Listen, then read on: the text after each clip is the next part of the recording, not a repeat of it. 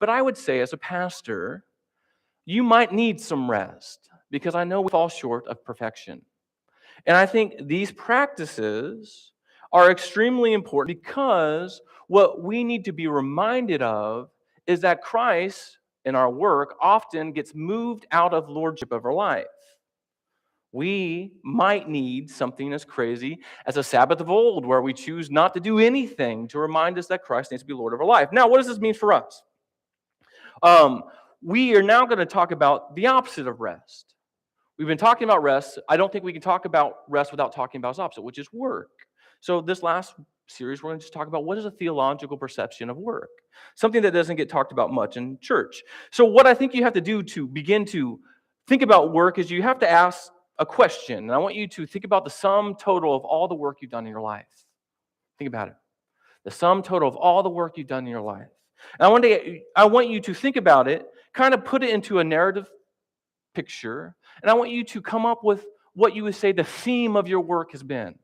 Look at everything you've done, kind of rack and stack it, put it together, mumbled up in a blender, and kind of make one story out of it for a second. And I want you to think about what would be the overarching theme of your work. What would it be? If you feel so bold, tell the person beside you.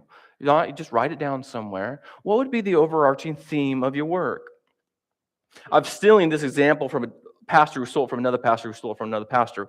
But there's this interesting thing that humans do. If I was to come up or if you were in a scenario where somebody just randomly came up to you and said, blue bubbles, bubblegum. Just a random scenario. Somebody just walks up to you and says, blue bubble, bubblegum. You might think this is strange, but you would start constructing a story about why they said this, right? This is the only way we can begin to process something is put in the story. Like I might think, this guy's crazy. I might think this person's homeless. I might think this person's a spy looking for a secret code word. I might need to report them to the officials. I might be thinking all kinds of things if somebody randomly came and said blue bubble, bubblegum to you, right? What are they looking for? Do they want me to give them bubblegum? Are they looking for money? I don't know. Humans put things in stories to rationalize what's happening. And what I would say that we're called to do with our work is to put it into the story of God and evaluate its theme and see if it matches what God is doing in the world. Yet, there's a disconnect between what I would say happens on Sunday by 12 p.m. and then what starts at 8 a.m. on Monday. What I think we'll find today is that our work should fit within that framework of rest, which is freedom from sin. Thus, our work, our everyday, every nitnoid life should fit within worship. That rest is worship that we've been talking about. Our work should fit within the schemes of worship. So, here's the biggest hiccup. Work is often a means to an end. I don't know if you can relate with this or not, but I remember the first time I felt like I was working for the weekend. Somebody felt like they were working for the weekend. You had a job that made you feel like you're working for the weekend, the grindstone. The concept hit me the summer between my junior year and my senior year of college. I've done various jobs until this moment. As a teenager, I was just excited when somebody would give me $5 for any job I would do. I would be so blown away. I'd be like, I used an ounce of my energy and you paid me $5? This is great. I'll come back tomorrow. That person who paid me had acquired a lost puppy just following around looking for money. Yes, I'll clean your garage. Yes, I'll rake your leaves. $5. This is great.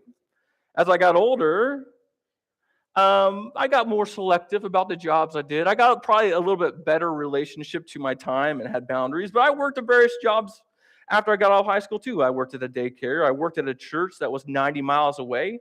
That's one way. I worked at the city weed whacking, and I got poison ivy all over my body. Like 70% of my body was covered with poison ivy, poison sumac, and one other thing that they didn't know. I had 4 steroid shots for that time. I worked a lot of horrible jobs. That's what I'm trying to say. I was a student caller where I was trained to ask people for money. I hated it.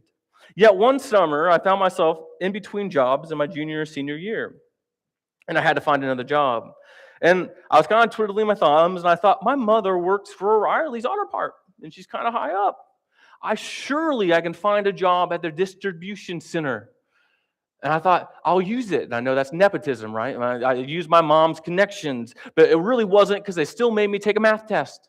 So I remember going to this distribution center, sitting down with a whole bunch of people and answering questions that a 6-year-old could answer. I'm not trying to be mean. I had to answer these questions. It wasn't nepotism. I answered my questions. And then a week later, and after 8 hours of training videos about safety and a lecture about not unionizing, I found myself doing the robotic motions of taking parts and putting it on shelves. Boom, boom, and I hated it. I hated this job. I saw this job as a black hole. I watched college students come in here with big aspirations, and I watched them slowly get sucked in until the end of the summer. They're like, I'm going to stay here for another week or two, and then another week or two, and the next thing they did this. And I'm not trying to demean any job. Like, every job is worth doing, I think, for the most part. But for me, I needed some external motivation to stay here. This was not the job for me. I needed an external force to keep me going. And who can guess what that was? I was working for a ring. I was dating a woman, and I knew at the end of this time I needed to afford a ring, which was not a cheap thing. I guess you could get cubic zirconium, but I did not want to do that. I was working for a ring, and I felt this immensely because every day or every Friday when the bell would ring, ding, I would go, I'd get in my car, I'd drive 2 hours north to stay with my wife's family, which not because I liked them, because she was there. I stayed with my wife's family, and at the end of that weekend, that Sunday, before I had to return to that 9-to-5 job, her and I would embrace and hold and elongate every moment and make it as long as possible as the music would play, and Rihanna was in the background singing something like, I want you to stay. Like, there's this song, like everything about it, like I just wanted to be there. And that was the substance I needed to survive. Those were the moments that allowed me to go back to that 9-to-5 job, work that job. That's what I needed. I think for me, this is what it looks like to work for the weekend. This is what it looks like to make work a means to the end. I could not keep doing this job forever. And again, I'm not trying to demean anybody for this work. I'm just saying this was not good for me. I could not do this for more than a season. Now, you might not relate to working for a ring, but I think you can relate to work as a means to an end. Have you ever said something like, I'm just working for a paycheck? Have you ever thought that? Have you ever thought 365 more days till my next vacation? You ever thought that? I used it, it's coming, I need to get there again. Have you ever thought, man, this job is just a stepping stone? You ever thought those things? That's working for a means to an end. Now, you might, if you put any of those things that I just said on a work or a job vacancy poster, you wouldn't want to work there, would you? Can you imagine Arby's advertising this? Come work for us to pay your bills. No, like you wouldn't go work there for that. Like that's assumed. Like these employees try to offer you 401ks and flexible hours and healthcare maybe. Like working for the weekend is nothing that motivates anybody to do anything ever. You want meaningful work. And I think even those who stay at home can relate to this. Because this is work as well. Have you ever, after dealing with your kids, got caught rubbing your temples thinking, they're my retirement plan? They're my retirement plan. These children are my retirement plan. That's working for a means to end, y'all. Have you ever thought, I have to clean this because nobody else will do it? That's working for a means to end. I have to do my part. That's working for a means to an end. The problem with work just being a means to an end, working for the weekend, is that here's what's at stake. Most people, and this is just talking about people who go into the workforce, people who stay at home and do work, do much more hours than this, I would suspect. The average person spends 90,000 hours working of their life. 90,000 hours. Can you guess how much of your life this is? It's not an eighth. It's not a fourth. It's a third of your life. Thought exercise. Count to 3. And every time you get to 3, think about that moment is dedicated to work. 1, 2, 3, work moment. 1, 2, 3, work moment. 1, 2, 3, work moment. That's how much of your life is being dedicated to this endeavor of work. Yet we believe that God redeems our whole life, that God offers freedom from sin, and that our lives can be actively redeemed in the world. So I have a hard time believing that 1/3 of our life is not subject to what God might want of it. God came to save every aspect of you. There isn't sacred and secular space. It's all God's. Every single thing is God's. Your work, where you go, can be offered at the feet of God for redemption purposes, just like your life. So we can't look at work as just a means to an end. Actually, no. What we'd say is, because we've been talking about rest, rest is that freedom from sin that God gave us, that we live in every day. Every day becomes a celebration, that I'm no longer encumbered by sin. And thus, my work life becomes a calling to reflect and glorify God. Now, this isn't just Trevor saying it. Let's look in the beginning. As we studied in Genesis, or as we studied rest, we didn't have to go any further than Genesis 1 or 2. And we will start here as well when we talk about work. How's it go, church? In the beginning, God created the heavens and the earth. Right on the first day, He created the light and the, I'm trying to meme this out. Darkness, okay. And on the second day, He created the sky. And on the third day, He created the land. And then on the fourth day, the little stars and the sun and the moon, right? And on the fifth day, the fish, right? And on the sixth day, what did He create? The birds. And then on the sixth day, He created all the land animals and all the humans. And what did He say? He said, after He created all these things, He said, I'm so glad I'm done. I need my paycheck now, humanity. I need you to worship me, humans. I need my just dues. You've done all this for me. I'm ready to get paid. No, God says it is good. God pronounces over all His labor and everything that He created goodness. It's perfect. It's without sin. It's part of that original rest. And as you remember, on the sixth day, or on the seventh day, there's no night or day. It's like an eternal, forever day. It's interesting. It's perfect, and humanity was brought into this perfection. And then what we read in Genesis 1, 27 through 31 says this. So God created man in His own image. And the image of God, He created them, male and female, He created them. God blessed them and said to them, be fruitful and increase in number, fill the earth and subdue it. Rule over the fish, the birds, and over every living creature that moves on the ground. Now, what we touched in, I think 2 series ago was about worship, and we touched that here now, that what God means when He puts His image within humanity is less about body parts and anatomy. Actually, it's more about vocation and what they're called to do. God has this Lord of everything made humanity as its perfect reflection of His glory to creation. So they're given a role in the garden to subdue it. Some people put dominion over it. This is a job. And it sounds really nice for the most part, right? It almost sounds like a Disney movie in me. Like I could just see like Adam and Eve walking through the garden like Disney princesses just prancing along, and the birds make these flower tiaras and put them on their head, and then they're directing the animals to do what they want, and the trees produce fruit and you bring it to them, and they grab an apple and they just bite and they walk through the garden. It sounds great. Until you think about what dominion even means. Think about the things you have dominion over. I have 3 3x6 raised garden beds in my house, at my house. And they take a whole Saturday's work, and that's 3 3x6 gardens. 3 3x6 gardens. That's crazy.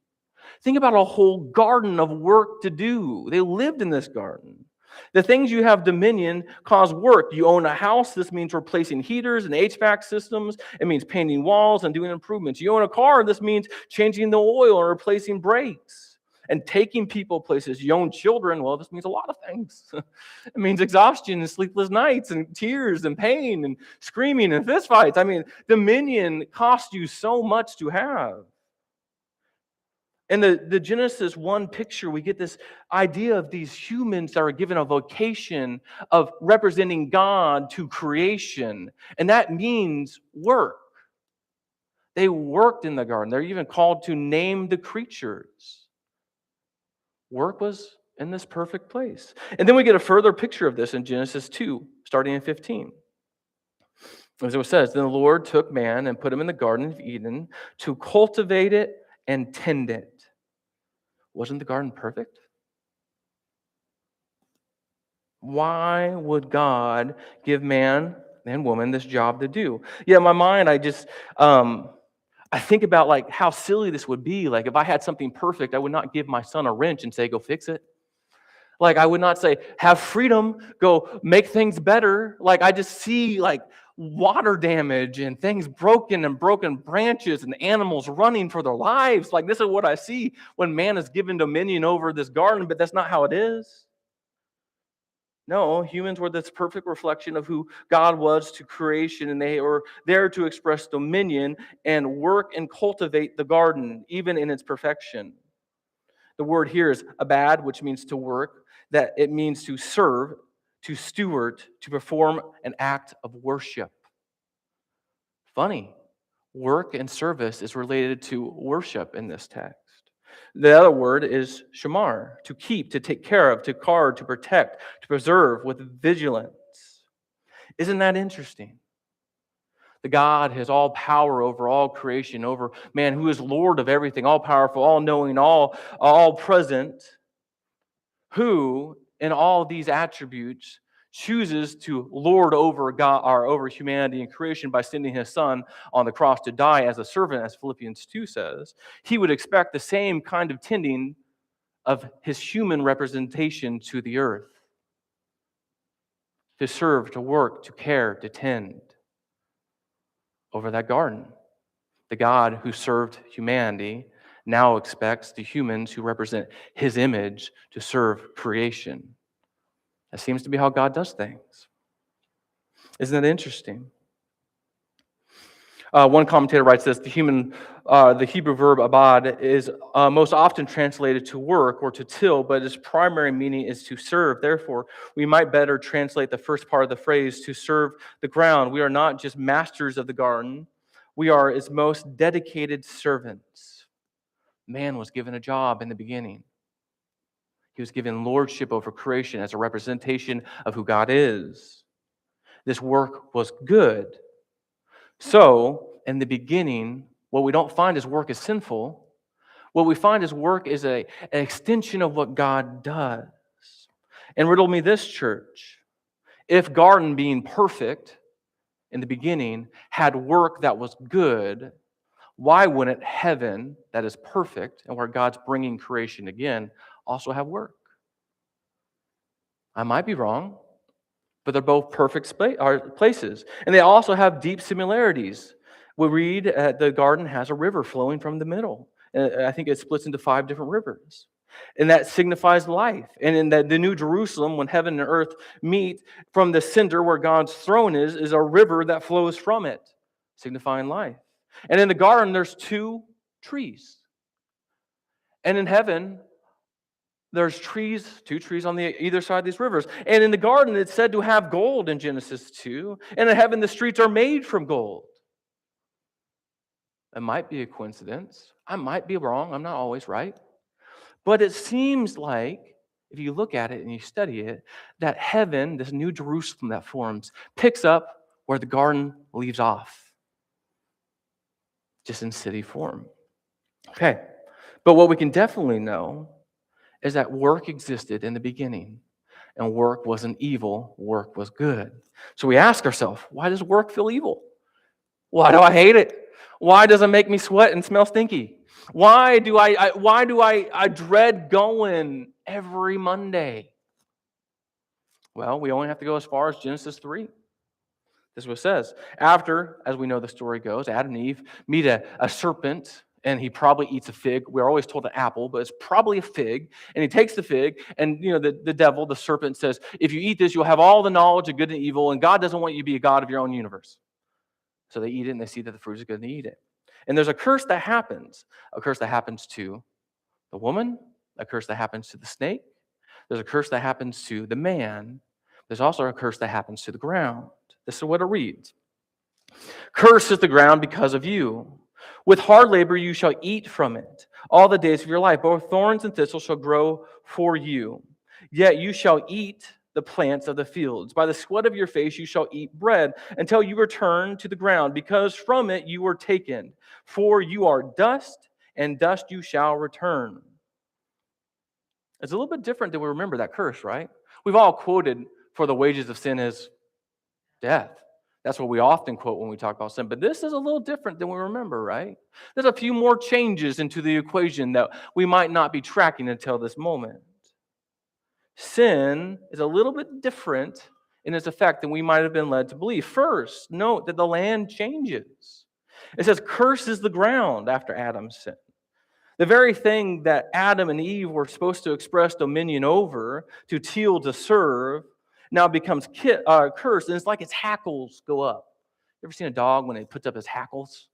Like, that's a dog's subtle way without saying words, "I'm going to bite your face off." Like, when a dog puts up your hackles, you don't want to touch it, right? When the curse hits the earth, it's almost like creation, this is my interpretation, but creation puts its hackles up and recoils from humanity. It starts growing spikes and thorns. And what this signifies is that creation is no longer tillable. It's no more longer pliable to humanity. It's no longer going to be something that we express dominion over in the same way. It recoils. It grows thorns and thistles. Also note that work changes. It says that with hard labor, not just says with labor. Remember, labor existed in the garden. With hard labor you shall eat. What comes to your mind when you think about hard labor? I think about prisons and work camps, right? I think about people on chain gangs with big old sludges and songs being sung to the cadence of the rocks being hit. And the only relief that you get is porridge that looks like gray sewer. Like, that's what I think when I think about hard manual labor. He says that by hard labor you shall eat. In this moment, what happens is that man's survival, to my best understanding, becomes related to the sweat of his brow. Earlier, it said in the garden that the trees would provide food for humanity. It's like that Disney princess thing. They walk, pick fruit. Now, work would be related to the labor of their brow. Work would be a means of survival. And then it says this interesting thing. It says that it will be the death of you. It says, until you will work until you return to the ground, which is really encouraging, right? You will work until you die. Doesn't that sound exciting? To some people, I think that does sound exciting. Some people will say, I'll work when I'm dead, right? There's some people who really like this concept, but we have to put this in perspective. Working until we die is a product of the curse. Or at least working in this hard manual labor, like it becomes this thing that eventually is atrophy, eventually disintegrates us. And if you find like this is an exciting fact, I'd invite you to sit with yourself for an hour in the quiet and then nothing. Don't have a phone, don't play music, don't listen to an audiobook, don't do anything. Sit with yourself for that hour with God. And just see what thoughts come up. If you think this is an attractive idea, working till you die, sit with yourself for an hour in the quiet. See what thoughts come up. Likely you're going to have a to-do list. But if you do one thing in this moment, ask, why is this so pressing that I have to do this? You might answer to yourself these, and you might find some forces that are pushing you into servitude. You might find that there's forces in your life that's constantly keeping you busy. We've been talking about rest. If you can't find it within yourself to rest, though we're not obligated to, you might be doing something wrong. If you think working till you die is an attractive thought, sit for an hour. Cut out everything else. See what thoughts come to your mind and challenge those thoughts. Ask, why are these here? And you might find you've been running from something for a long time. You might find that something's been pushing you in a direction without you knowing it. But for the most of us who think this is a bad thought and like to rest, this is a more sad thought for us. Now, what do we do with this? What we've tracked so far is God has called us to live completely redeemed lives. And at the beginning, God created work, and work was good. It was nice. It was before all the stupidity of sin and thorns and thistles. And now, since there has been sin, but since sin has entered the world and messed everything up, God has come back through his son, Jesus Christ, and offered us redemption. And that redemption happens inside my body. And that means every place I go can be an expression of this redemption. So what I would have to believe is that God is redeeming the efforts of my body. That every single thing I do can be put at his throne and say, God, please redeem this. As a matter of fact, we can live out this rest, live out this redemption, and I think our work can, in fact, be worship. Matter of fact, I think it's called to be it. And what I think happened with sin is work becomes, besides our family systems, the place where we sin the most. How come it's at work where I'm most tempted to cut off 5 minutes early? Now, we've all had that temptation, right? How come at work it's a place I'm most likely to work a little less harder when the boss isn't around, How come at work I'm often concerned about making a profit rather than caring for people?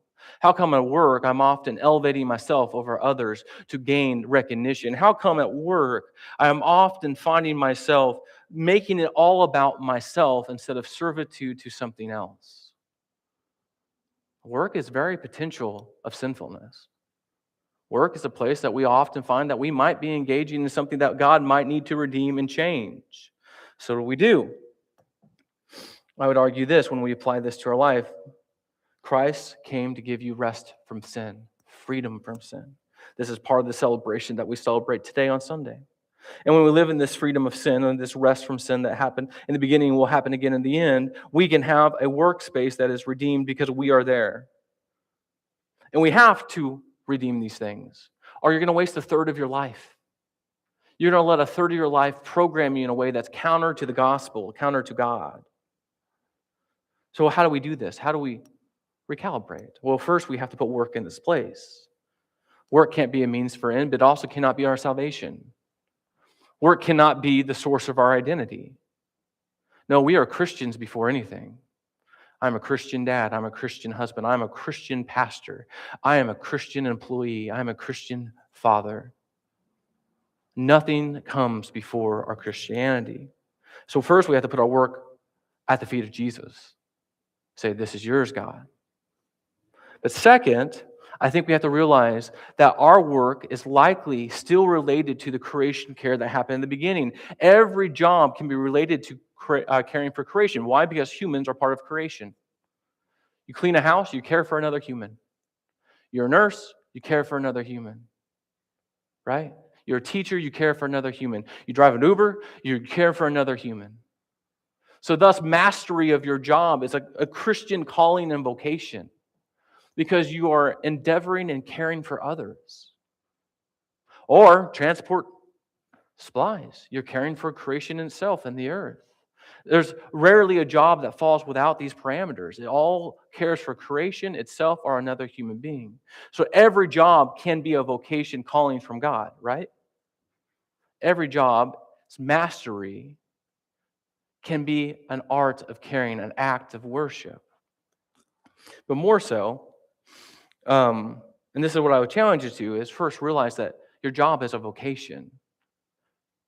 But I think, going back to writing themes into your life, I think if you think about it hard enough, you could find the words like redemptive, or you could find the themes like redemption, creation, providential, justice, compassionate, and revelatory into this. I'm just going to briefly touch this because I know it's right long. A lot of work can be related to redeeming people, redeeming situations, redeeming lost things. A DIYer who takes a piece of junk and makes it something good, that's redemptive work, strangely enough. Providential has to do with maintenance and overseeing things, if you have providence over something. A lot of work can be talked about how you maintain things and keeping a hold of it and keeping up to date. That's good work. That's holy work. That's God work. There is no sacred and secular. It's all under God's purview. Providential work keeps things from falling into chaos. It keeps things up. It's a good steward. There's justice work.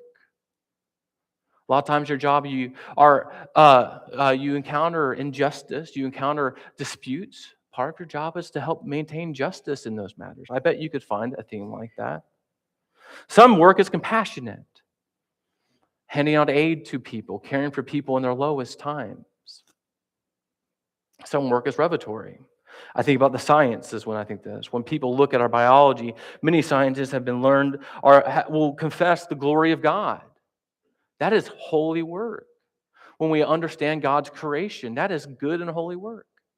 When we study what God's done, we reveal something new about how God created, how God made us. That's good work. What I would challenge you guys to do this week is find one of these words and think about the story of your labor, whether it be staying at home, being a stay-at-home mom, or working 9 to 5. Think about the story of your labor. Can you find God's story in it? Could you find a word like redemption or creative or providential or justice or compassionate or revelatory? Or I can't even say that word right, but you know what I mean. Could you find a word like this about your work? And I would challenge you to try to. Because someday, I'm not there yet, but someday you will return to dust. Someday you'll look back on the labors of your hand and you will want to have said something of worthwhile or to glean something of worthwhile from what you've done. And I'm not saying if you can't find these at this moment, you haven't done something worthwhile, but I think it's a come to Jesus moment. You need to talk to Jesus about and understand what you have done and how God has used it, because that will help you in the end, I believe. So here's my challenge for you guys. Think about the sum of your labors. Kind of make a story out of it. Clarify what that story's theme is. And see if you can find something like one of these words into it. These are not all inclusive. And if you can't, I would challenge you to talk to God. Say, what needs to change about what I'm doing to make this a story of redemption and God's grace and glory? Because God has redeemed my life. And God cares about that 1/3 of my life that's at work. More so, God created work to be good. Yet, it's the place that we're often tempted the most to engage in sin. So, with that, we're going to move into a time of communion. I'm going to invite Wright to come up here. We're going to pass out the elements in a second as the song plays. But in the Church of Nazarene, anybody's welcome to have communion as long as you confess that Christ is the Lord of your life. So this is an open table. We will pass out the elements as the song plays. Then I'll read a scripture and then we'll take them. But I invite you guys just to reflect on your life and what God has done for you as we do this.